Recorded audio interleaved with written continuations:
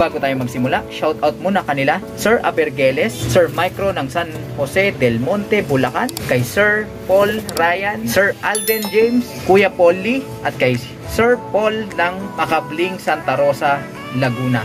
At siyempre sa ating mga solid supporters na mga kalapatids, shoutout sa inyong lahat. Good day mga kalapatids! Kamusta kayo? Welcome back dito sa ating tambayan, Chocobolo TV. Matagal-tagal nga rin tayong hindi nakapag-update dahil nung mga nakaraan talagang naging sobrang busy natin sa trabaho. Alam nyo naman, meron din tayong mga ibang obligasyon. Mabilisang update tayo sa ating mga alagang naririto sa ating flyers. Ito, yung ating mga ibon hanggang ngayon, hindi pa rin sila nababawasan mga kalapatids. Kompleto pa rin sila. At mamaya meron na namang sampahan, training na naman, hindi ako nagkakamali, 80 kilometers air distance dyan sa bandang Pampanga, yung lili pa rin ng ating mga ibon. Dalawang magkasunod na na-cancel din yung schedule ng ating training sa aming club dahil siguro sa sama ng panahon ng mga nakaraang linggo. Pero sana mamaya ay makapagsampa na tayo at matuloy na yung kanilang liparan. At dahil dyan, sa araw na ito, magpapaligo tayo mga kalapatids. Noong mga nakaraan, nag-self-bath yung mga yan. Sa pagkakataon namang ito, i-force bath natin sila mga kalapatids. Ang ginagawa ko kasi kapag may loading sa gabi, sa umaga ako nagpapaligo ng ating mga alaga. It's either self-bath sila o kaya naman ay force bath. Pero sa pagkakataong ito, i-force bath natin sila dahil yung mga nakaraan puro self-bath lang yung ating ipinagawa sa ating mga alaga. Parte pa rin yan ng ating preventive maintenance sa ating mga alaga.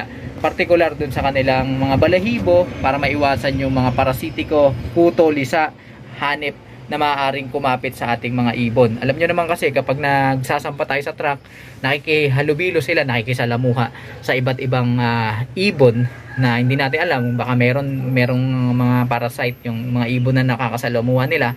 So kailangan talaga every now and then nabubulol pa dapat pino-force bath natin yung mga alaga nating ibon. So, dahil sa ginagawa natin ganyang sistema, malilinis yung ating mga ibon, pero kailangan pa rin yan basta lumilipad at nakikihalubilo sa iba yung ating mga alaga. Dito na yung ating inihanda kong pampaligo nila mga kalapatids. Pabubulain lang natin ang konti yan at mamaya ay lulublob natin sila dyan. Samantala dito naman tayo mga kalapatids sa ating breeders area. Ayan, update dito sa ating dalawang ibon na ito.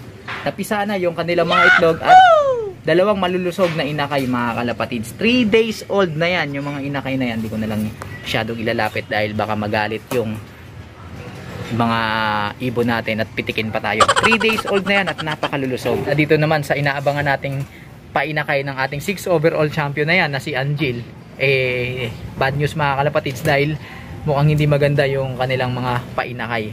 Ayan yung mga inakay nila mga kalapatids, kung mapapansin ninyo, isang malaki, isang maliit, pero isang araw lang yung pagitan yan. Mukhang hindi maganda yung crop milk nitong ating ibon o kaya naman ay hindi ganun kasapat yung na-develop nilang crop milk para sustenihan yung pangangailangan ng dalawang inakay na ito. Yung isa okay, walang problema, pero yung isa mukhang nababansot. Kung titignan nyo yung itsura niya mga kalapatids, halos kasing laki lang niya yung 3 days old na inakay nito. Halos mas malaki pa nga ng kaunti yung 3 days old nito kesa dito sa 9 days old na yan. So pagka ganyan 6 days old pataas yung mga inakay natin, ang pinapakain na ng ating mga breeders dyan, sinusubo nila may kasama ng mga grains, binabad lang ng kaunti dun sa kanilang crop.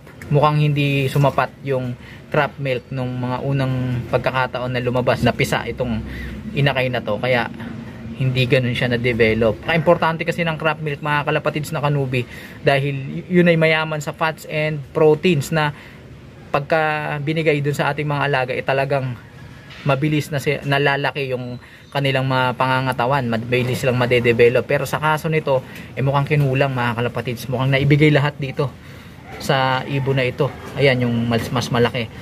At gustuhin ko man i-hand feed pero pinag-iisipan ko dahil parte pa rin ng aking selective breeding yung pagiging hardy ng ibon o yung pagiging matatag ng ibon. Pwede na!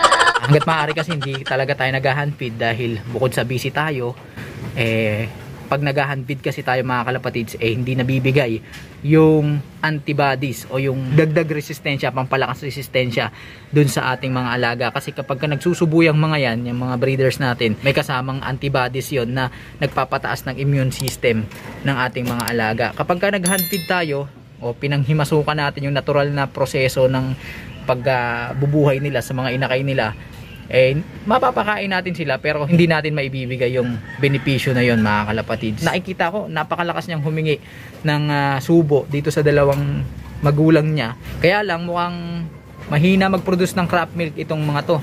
At hindi naman tayo nagbago ng sistema, mga kalapatids, pagdating sa breeding, sa pagpapatuka sa kanila, ganun pa rin naman yung ating sistema. Siguro talagang sablay lang talaga to, itong ating mga ibon na to bilang mga breeders. May mga ganun talaga, mga kalapatids, magagaling na ibon pagdating sa liparan pero sablay bilang breeders. Kaya napakahirap magpapisa sa mga ibon na ganun. Meron naman magaling na breeders, ang ganda magsubo, pero pagdating sa liparan wala naman. May mga ganun talaga. So siguro yun ang dahilan kung bakit hanggang ngayon wala pa rin tayo nagiging inakay dito kay Angel. Ang totoo, nakapagpapisa na yan ng 3 beses, 3 clutches. Kaya lang hindi rin nabuhay lahat yun, mga kalapatids. Nagtataka ako bakit hindi nabubuhay.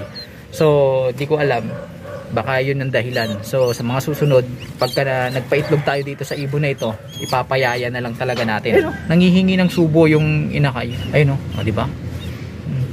Kaya lang mukhang konti lang talaga yung crop milk nitong ating mga ibon. Andiyan mo yung kapatid niya, hinihingian niya ng subo, akala niya yung nanay niya. So hayaan na lang natin sila, hayaan na lang natin yung natural na proseso sa ngayon. At kapag medyo kahit nakita natin na malakas talaga yung ibon at kailangang suportahan, dun ko na lang i-handfeed yan. So abang-abang lang, mga kalapatids, dyan sa kalagayan ng ating mga alagang naririto. Nalilito rin ako, mga kalapatids, dahil unang-una busy din tayo, hindi natin ma-commit yung sarili natin sa pagsusubo, katrabaho kasi. Pero goods yan kung wala tayong ginagawa, kung marami tayong oras. Sa mga kanubi natin dyan, walang masama sa pagsusubo. Yun lang, mayroong mga pros and cons lang pagdating sa pag-handfeed sa ating mga alaga. Yan muna ang update dito sa ating breeder section. At sa ngayon, magpapaligo na ako ng ating mga alagang flyers. Hindi ko na yan papakita, hindi ko na yan bibidyohan, mga kalapatid, dahil meron na tayong ginawa niyan sa mga previous episode natin. Panoorin nyo na lang. Kaya kung nagustuhan mo ang video ito, pindutin mo na ang like, comment, share, mag-subscribe ka na rin para tuloy-tuloy yung ating kwentuhan dito lang sa ating munting tambayan, Chocobulok TV. So paano, mga kalapatids? Hanggang sa susunod natin pagkikita.